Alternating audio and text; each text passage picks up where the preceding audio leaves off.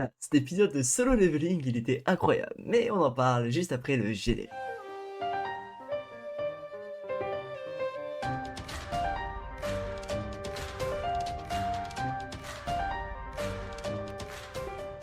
Bonjour à tous et à toutes, j'espère que vous allez bien. On se retrouve aujourd'hui pour la review de l'épisode 6 de Solo Leveling. En effet, on commence à voir les choses sérieuses qui arrivent. Cet épisode 6 va venir regrouper et adapter du chapitre 22 au chapitre 24, qui est plutôt pas mal, hein, comme je dis d'habitude. Avoir des chapitres comme ça, c'est dans la moyenne, ça c'est cool, ça va pas trop vite, pas trop lentement, surtout pour ce genre d'épisode. Et vous allez voir, il n'y a pas grand chose à reprocher à cet épisode, il y a vraiment des choses hyper cool à dire dessus.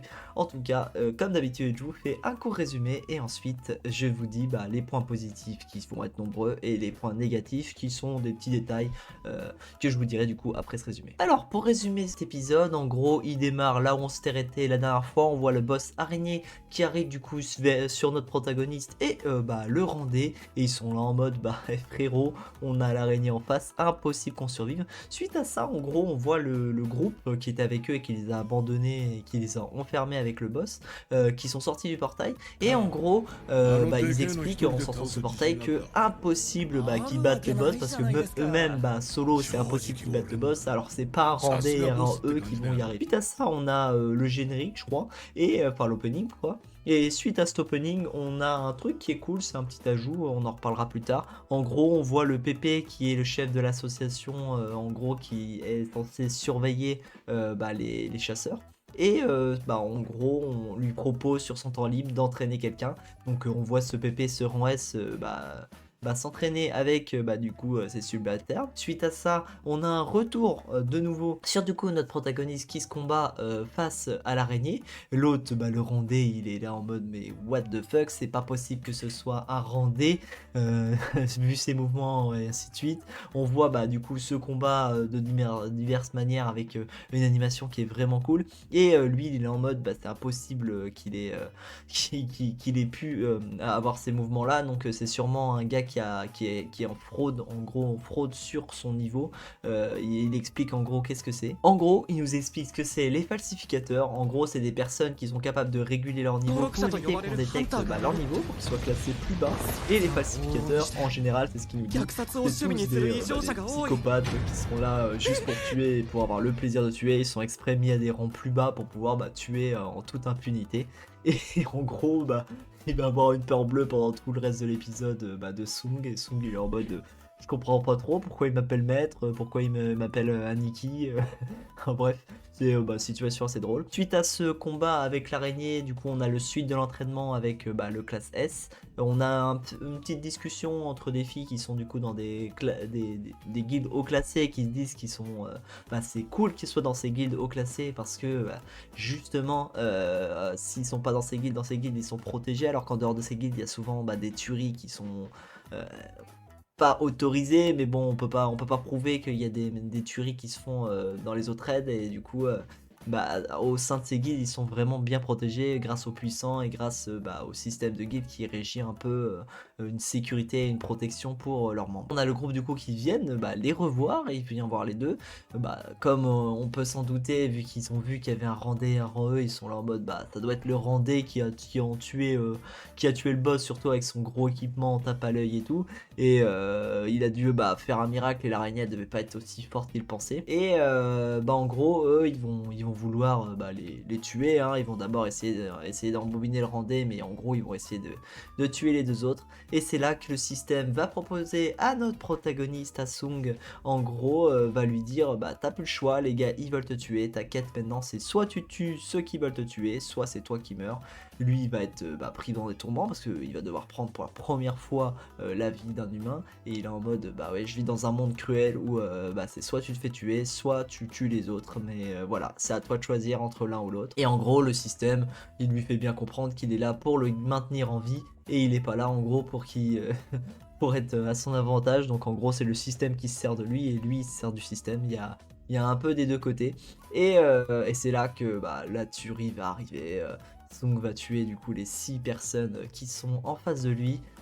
Ça va être un massacre, hein, clairement un massacre. Suite à ça, ils vont sortir du coup du donjon avec les peu de trucs qu'ils ont pu récupérer, que ce soit sur, principalement sur la boss, et ceux à l'extérieur ils vont être en mode what the fuck, tous les rangs C sont morts, il y a que le rang D et le rang E qui est sorti, mais bon, ok, tant mieux pour eux, ils sont en vie, voilà, et tout le mérite va revenir au rang au rang D, je veux dire, et pas du coup à Sung qui est rang E, puisque c'est impensable que le rang E, surtout le plus faible, puisse tuer l'araignée. Donc c'est comme ça en gros que tout le mérite va revenir à l'autre, ça va un peu arranger Sung là-dessus. Et ensuite on finit par un dernier plan sur une personne assez musclée qui, je vais pas vous spoil, mais qui va avoir une importance surtout avec l'événement qui vient se passer avant, et on en parlera un petit peu par la suite de la vidéo. Donc voilà pour ce qui est du court résumé. Maintenant, qu'est-ce que c'est de mon avis?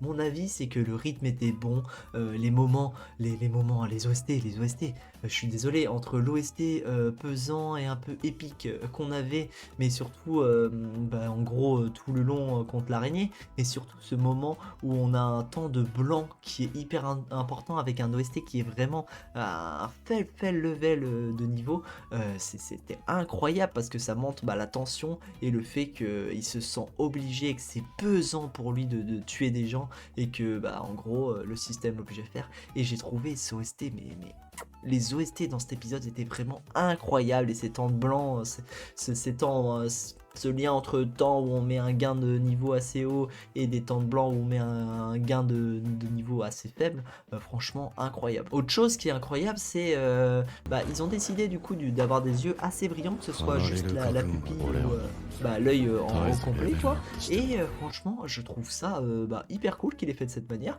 C'est complètement enfin pas complètement, mais c'est en gros c'est différent de comment c'est fait dans le webtoon, hein. Regardez ici, hein, dans le webtoon c'est vraiment un style différent, mais je trouve ça pas dérangeant. Je trouve que justement ça apporte une aura qui colle bien avec l'univers et qui est hyper cool, et franchement ça amène la tension qu'on cherche du coup dans ces moments là de solo leveling, sachant qu'en plus cette aura dans les yeux avec ses pupilles brillantes, on l'a en rouge, que ce soit avec les gars qui viennent pour les recruter et pour montrer que c'est des gens diaboliques, mais aussi dans les yeux de Sung qui montrent en gros la pression et la terreur qu'il amène à ses adversaires qu'il va assassiner.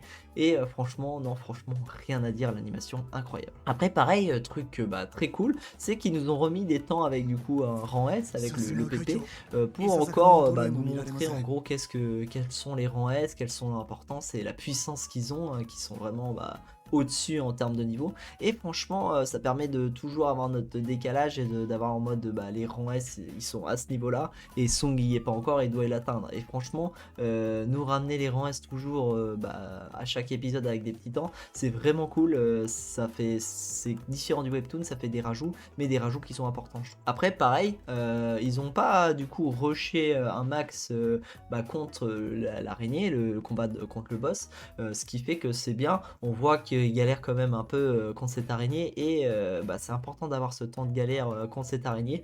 Franchement ça permet de voir la difficulté. Pareil, hein, le fait qu'il ait pas récupéré sa récompense qui lui permet de récupérer son énergie, qu'il l'utilise là, là ça a été bien amené, et je pense que il y en a certains ils ont peut-être pas compris, mais la majorité ont compris en gros qu'est-ce que c'était cette récompense, et c'est vraiment cool, et je trouve que ça a été vraiment bien amené, surtout que ce type de récompense, ce type de gain et tout, c'est vraiment des trucs qui sont dans les jeux vidéo, et solo leveling c'est vraiment c'est comme si tu étais à l'intérieur d'un jeu vidéo, que tu avais les gains, les niveaux et tout, et que tu vivais en fait ce jeu vidéo et que tu faisais des choix en fonction de cela. Et là, je trouve que c'est hyper bien amené. Pareil, hein, les compétences qu'il peut utiliser, sa fatigue qui augmente au fur et à mesure, nous montre bien qu'en gros, lui, la palette de jeux vidéo comme on peut l'avoir nous quand on joue à un jeu, à part que lui, il la vit réellement. Il y a peut-être à la rigueur la compétence sprint, je me souviens plus si elle était dans l'animé, qui est pas, si je m'en souviens plus, c'est qu'elle était pas marquante, et les autres compétences non plus, à part la compétence paralysée, hein, qui a une grosse importante. On n'a pas trop de compétences qui sont apparues, allez, on pourrait dire un petit défaut, mais c'était pas dérangeant non plus, voilà, franchement, personnellement, ça n'a pas gâché mon expérience, mais voilà, après c'est l'ordre du petit détail, ça. Et tant qu'on est dans le détail, notre petit Randé Yonjingjo, si je dis pas de bêtises, excusez-moi hein, si je le prononce mal. J'ai adoré la tête qu'il a fait du coup quand il est là en mode hé Aniki, je vais ramasser tout et tout. Franchement, c'est le petit décalé d'humour.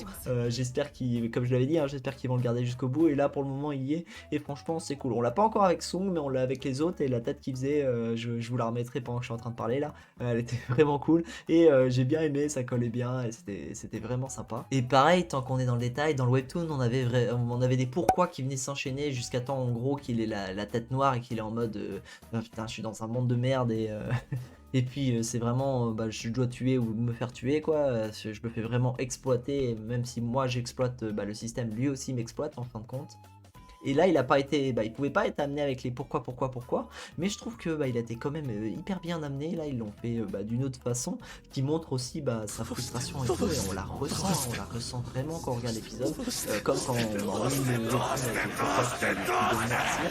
Là, on voit vraiment lui se noircir pendant qu'il est blessé et se rendre compte que frérot, il a pas le choix en fait. Et franchement, cet épisode, ils ont choisi un style d'animation propre qui est vraiment très cool, même si personnellement je préfère le style du webtoon. Là le style de l'animé il est vraiment incroyable et il est vraiment cool hein.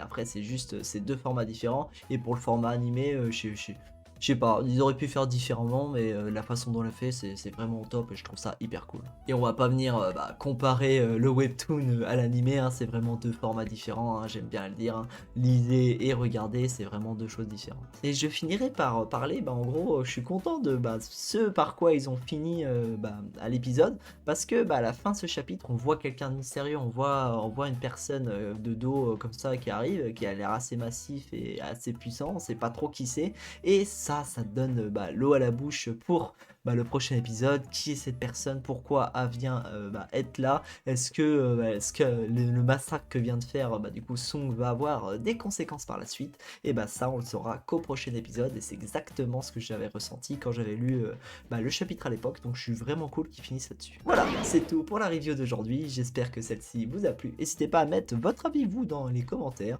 à liker la vidéo si elle vous a plu, et on se retrouve une prochaine fois pour une prochaine vidéo. Tchuss les gens!